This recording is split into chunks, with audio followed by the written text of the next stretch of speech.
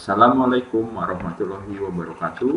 Perkenalkan, saya Aji Sudibyo, Eskom Mkom, selaku dosen program studi Teknologi Komputer D3, Fakultas Teknik dan Informatika, Universitas Dina Sarana Informatika. Pada kesempatan kali ini, saya ingin menjelaskan tentang mata kuliah yang saya ampuh, yaitu mata kuliah Praktikum Jaringan Komputer. Sebagai pernyataan diri dosen dalam unjuk kerja Tridharma Perguruan Tinggi atau disingkat PDDUKT-PT bidang pengajaran sertifikasi dosen gelombang pertama tahun 2024.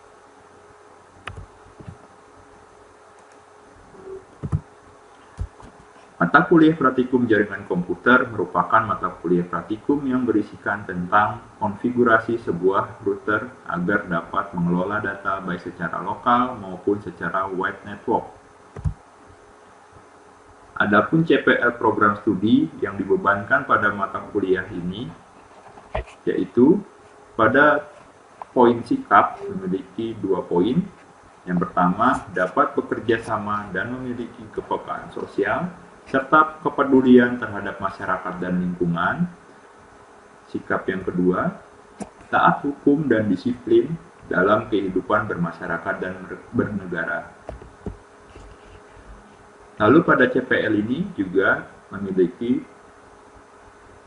pengetahuan, ya di sini ada 3 poin pengetahuan.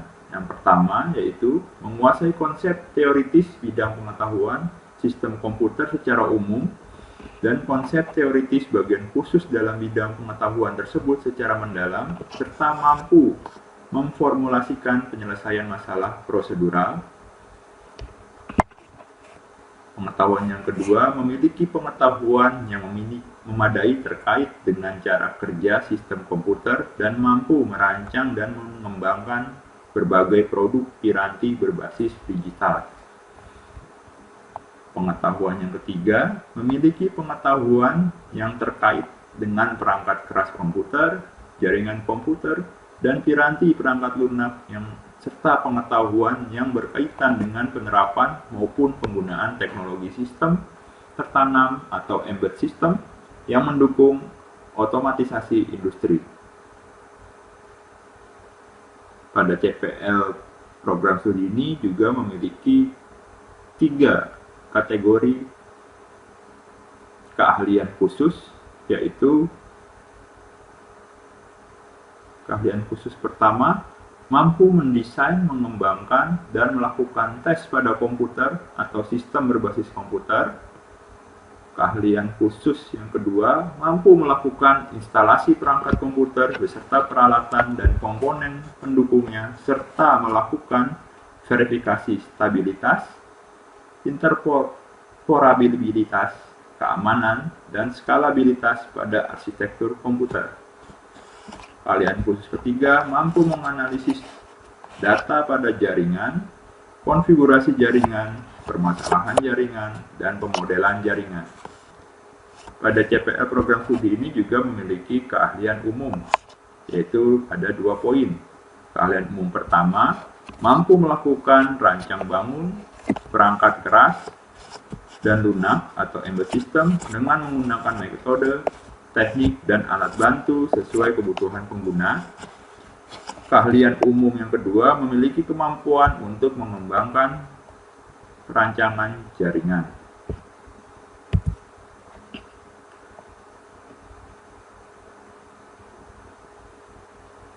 Pada mata kuliah Praktikum Jaringan Komputer ini juga memiliki capaian pembelajaran mata kuliah atau CPMK.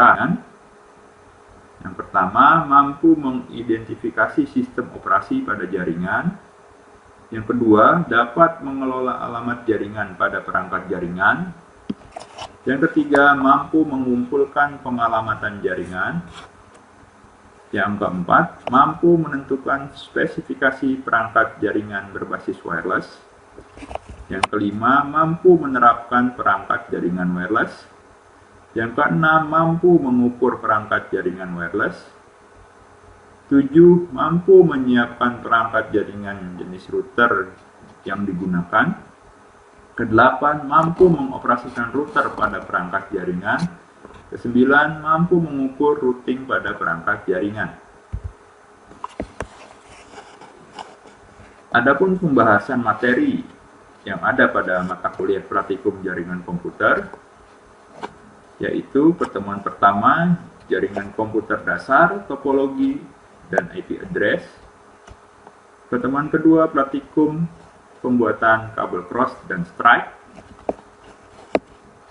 Pertemuan ketiga, pengenalan router mikrotik serta menghubungkan router mikrotik dengan jaringan. Pertemuan keempat, firewall dan NAT. Pertemuan 5, konsep wireless pada mikrotik. Pertemuan 6 dan 7, konsep bridging. Pertemuan 9, routing statik. Pertemuan 10 sampai 11 adalah tunnel atau VPN. Pertemuan 12 yaitu routing EIGRP dan OSPF atau routing dinamik. Pertemuan 13 manajemen bandwidth. Pertemuan 14 dan 15 yaitu adalah studi kasus pembuatan proyek. Adapun bobot penilaian pada mata kuliah praktikum jaringan komputer meliputi kehadiran 20%, tugas 25%, UTS tidak ada, UAS atau final project yaitu 55%. Asesmen yang digunakan pada mata kuliah ini adalah tes kinerja praktik dan tugas portofolio. Adapun rank nilai untuk nilai A 80 sampai 100, nilai B 70 sampai 79, nilai C 60 sampai 69, nilai D 31 sampai 59, nilai E 0 sampai 30. Adapun link untuk RPS pada mata kuliah praktikum jaringan komputer ini saya sematkan pada link repositori BSI ACID yang bisa langsung di-download atau di-view. Sebagai pembekalan saya untuk mengajar mata kuliah praktikum jaringan komputer, saya memiliki sertifikat kompetensi BNSP, memiliki sertifikat kompetensi MTCNA, lalu juga memiliki sertifikat kompetensi KANIM. Kenapa saya mengambil sertifikat kompetensi KANIM? Karena pada era sekarang kita harus bisa membaca dan mengelola data digital. Nah, pada jaringan pun juga sama. Sifatnya kita harus membaca data. Misalkan dari segi keamanan jaringan, ada namanya data penyerangan. Nah, data penyerangan itu bisa kita analisis atau kita kelola menggunakan data science ya. Jadi maka itu saya mengambil juga sertifikasi kompetensi KANIM.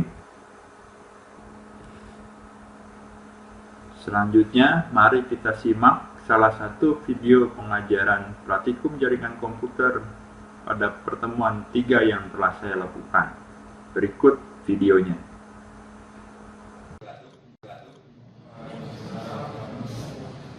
Hari ini kita pertemuan 3 ya, membahas bagaimana konfigurasi mikrotik ya. Di sini kita konfigurasi mikrotik bisa menggunakan hardware dan bisa menggunakan software Minet, Minet Lab. Nah, sebelum kita masuk ke topiknya, JPL pada pertemuan ini mahasiswa mampu memahami mengenal perangkat ya, perangkat router mikrotik. Jadi kita harus tahu dulu tuh router mikrotik itu seperti apa sih, bagaimana sih fungsinya ya. Nah, kalau di komputer itu ada namanya prosesor yang mengatur ya segala sistem jalan sistem ya. Nah, kalau mikrotik ini mengatur segala jalan lintas jaringan. Nah, di situ bisa manajemen bandwidth, membuat VLAN, bagian prioritas LAN-nya, dan berbagai. Nah, pertemuan minggu lalu kita sudah membahas tentang tujuan membuat jaringan, topologi jaringan, dan konfigurasi jaringan. Nah, tujuan membuat jaringan tujuannya apa? Nah, jadi sebelum kita membuat sebuah proyek ya, proyek atau apapun itu jaringan, kita harus tahu dulu tujuannya buat apa. Entah buat kantor skala kecil, kantor skala besar, dan sebagainya. Lalu kita tentukan topologinya. Nah, topologi SOMI ini adalah untuk menentukan hardware yang kita butuhkan, berapa kita butuh switch, berapa kita butuh komputer kliennya, berapa kita butuh kabel jaringannya, seperti itu. Lalu kita masuk terakhir konfigurasi jaringannya, yaitu dengan menggunakan router mikrotik. Nah, di sini kita menggunakan software aplikasi MinNetLab ya dalam praktikum ini. Kenapa saya menggunakan MinNetLab? Karena kalian bisa mensimulasikan antara di sini dan di rumah nantinya. Karena tidak semua orang punya hardware mikrotiknya.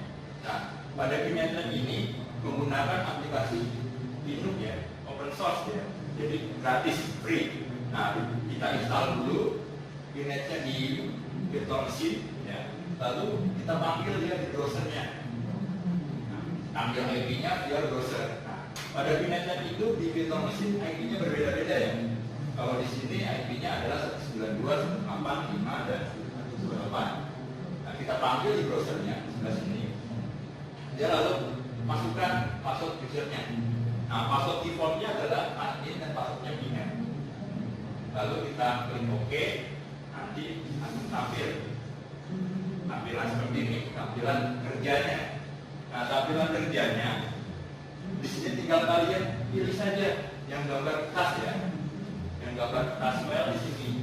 Nah, ada add file dan new project. Nah, ini untuk menentukan membuat project baru. Lalu nanti setelah di OK akan muncul tampilan seperti ini, tampilan lembaga kerjanya di MinNetLab. Ya.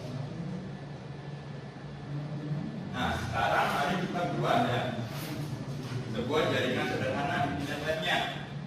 Nah, kalian coba klik kanan ya, kita buat dulu jaringan PVC 1 dan PVC 2. Nah, kalian klik kanan, jadi oke saja, kasih namanya jaringan. Ya.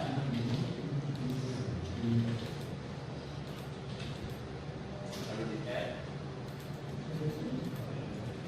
Nah, lalu di sini kamu klik kanan, jadi pilih no.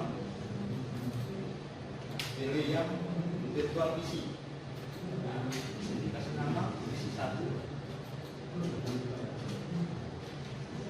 Lalu di OK.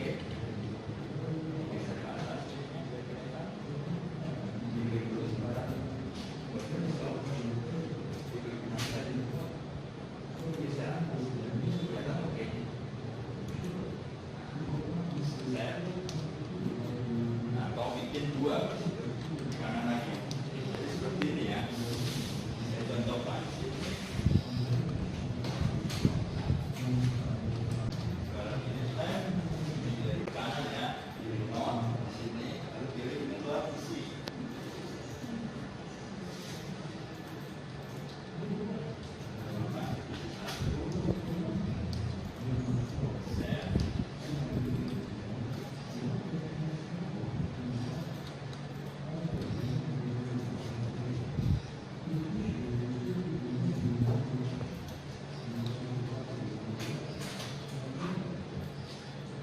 Ya, sudah semua belum?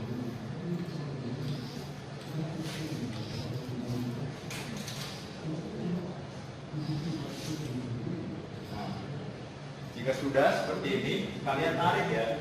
Di sini kan ada, kalau diarahkan ya kursornya ya, ada gambar colokan listrik ya. Tinggal kalian klik tangan, masukkan ke disk satunya. Ini ya, seperti ini. Nah, di sini akan mengumumkan ada 0 dan ada 0 lalu di save.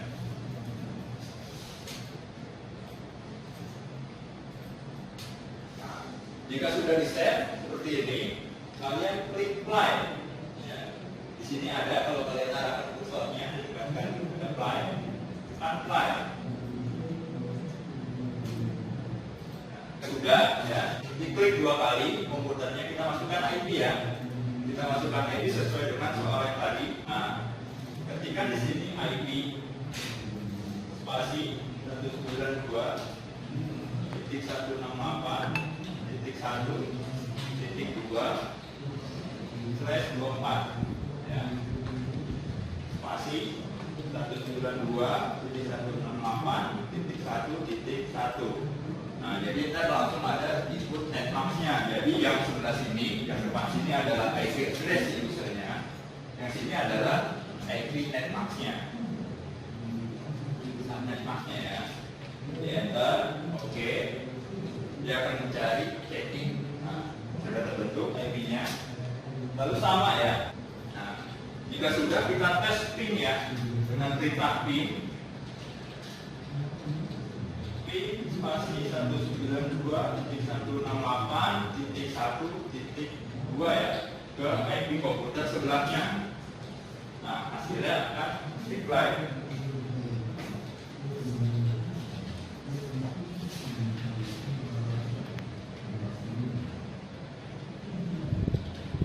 Ya. Lalu sekarang kita tambahkan, ya, ditambahkan di sini ada switch ya, lalu ada routernya. Di sini router, di sini tambahkan switch ya. Nah ini UPC.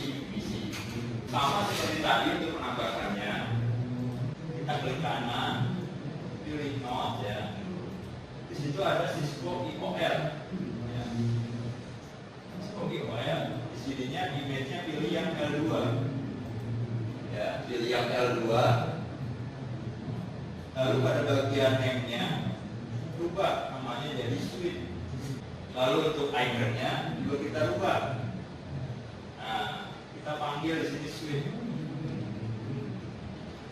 Ini bebas pilih yang mana, saya pilih yang agak kecil. Select ya, di select ya. Jika sudah sama seperti tadi di save. Nah, jadi seperti ini. Lalu tambahkan lagi mikrotiknya ya. Klik kanan mikrotiknya, pilih klik kanan node, pilih mikrotik router OS. Ya. Lalu di bagian sini, yang bagian keyboard option ya, itu dihapus ya. Ctrl A, delete, baru di save.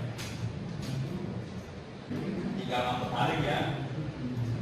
Nah untuk router, ya, di sini kita kasih header 2-nya. Nah jadi di sini mau pilih yang header 2, ya, pada header 2, lalu di sini header kosong. Ya. Lalu ketik save. Nah yang di sini kali tarik aja yang di switch ke PC ya sama seperti saja. Saya semua.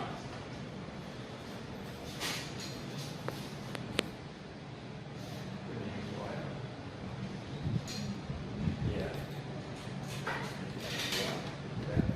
Diganti namanya switch.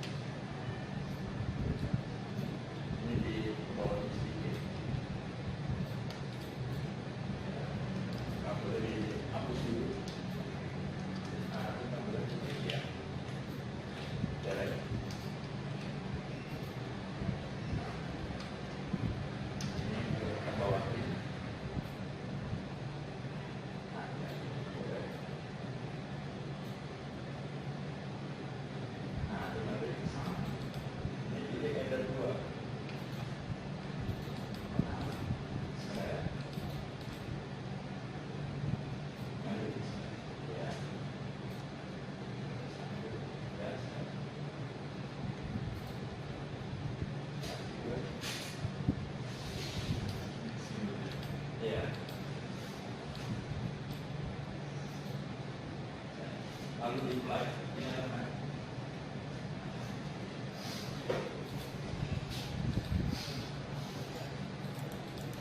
Jika sudah dinyalakan ya, diklik 2 kali filter mikrotiknya, akan muncul seperti ini tampilannya.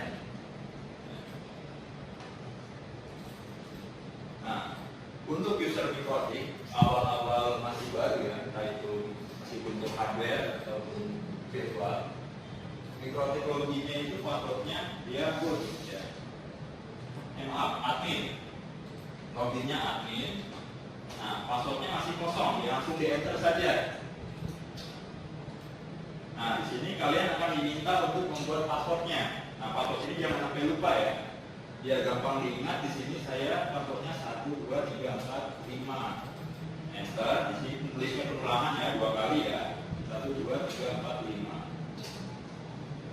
Nah, karena di sini virtual ya.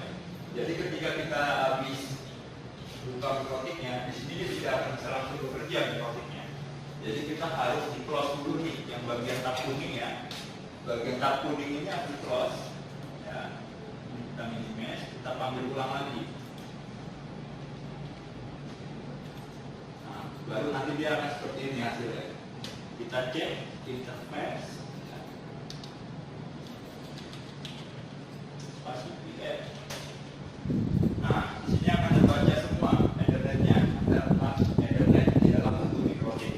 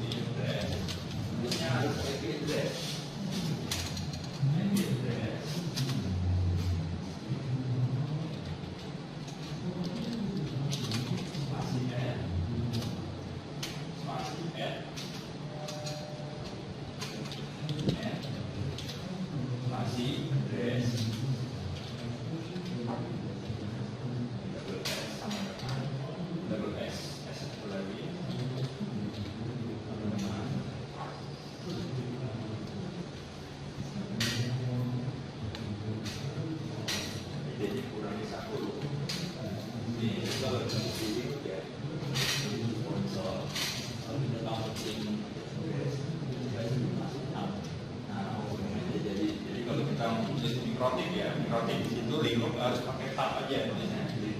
Lalu isikan ininya.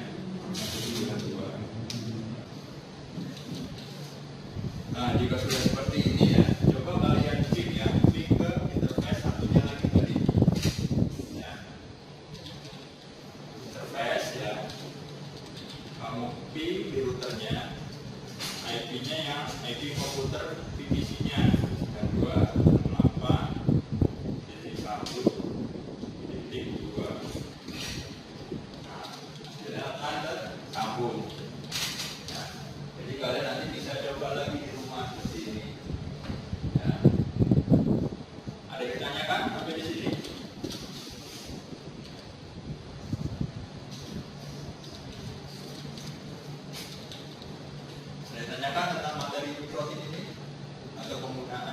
networknya. Berarti persiapan harus didesain dengan IT-nya dulu ya baru bisa terkoneksi ya. Ya, untuk interface mikrotik, setiap interface itu ya, dia kan ada, tadi di sini ada 4 interface Ethernet ya. Iya. Nah, meskipun kita isi IP misalkan di sini dengan segmen yang sama kelasnya, misalkan 192.168.1.1, di sini juga sama 192.168.1.2, meskipun segmennya sama, segmen ketiganya, dia tidak bisa langsung di-ping kalau dari mikrotiknya. Nah, jadi untuk menghubungkan interface antar mikrotik itu dibutuhkan namanya root, ya, jembatan lagi. Nanti akan dikonfigurasikan di NAT-nya lagi, di identitasnya. Jadi kalau bukannya satu Ethernet saja, ini hanya untuk membuka satu jaringan saja ke lokalnya, ke line-nya, seperti itu ya. Jadi tidak bisa langsung antara interface ini meskipun segmennya sama, itu langsung bisa terhubung, kecuali ada bikin teknik namanya bridge, itu baru bisa, namanya penggabungan interface. Itu. Oke, tugas sudah jelas ya. Di sini ada namanya tugas ya.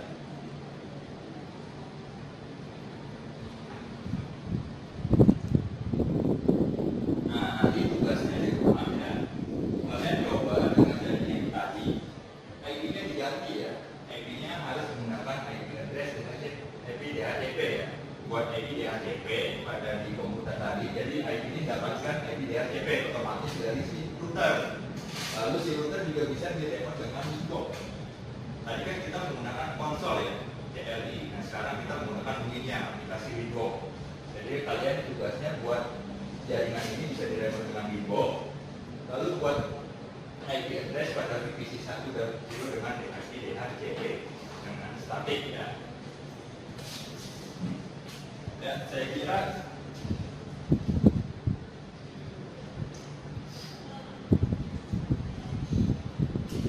cukup ya, sekian dari saya untuk pertemuan kali ini.